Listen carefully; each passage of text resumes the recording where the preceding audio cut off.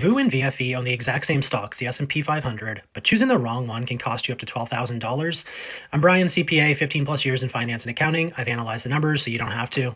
For RRSP, it's simple. VOO, it wins by $12,000 over 20 years. Here's the example. VOO's MER is 0.03%, VFV's is 0.09%, it's triple the fees.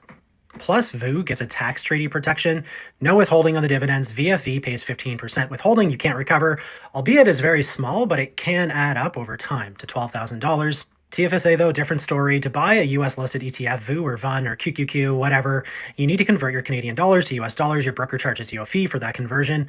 The magic number is 0.83%. If your broker charges more than that, buy the Canadian version. Less than that, buy the US version. Most brokers charge about 1.5% to convert your money. Over 20 years, that's $16.50 in conversion fees. Since 1.5% is higher than 0.83%, the Canadian ETF actually wins by about $2,600. There is a trick called Norbert's Gambit. I'll get to it in another video, but it cuts your currency conversion cost from 1.5% to 0.1%.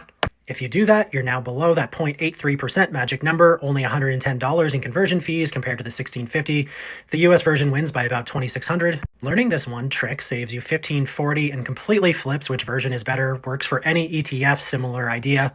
Okay, let's simplify. Here's your rule. Works for any Canadian versus US ETF. Run the numbers yourself. It'll be slightly different, but same idea. RRSP, buy the US version, lower fees, no withholding tax. VOO beats VFV by 12K. TFSA, though, check what your broker charges you to convert to US dollars. If it's more than 0.83, buy the Canadian. Less than 0.83, buy the US. Most brokers charge 1.5%, so the Canadian wins.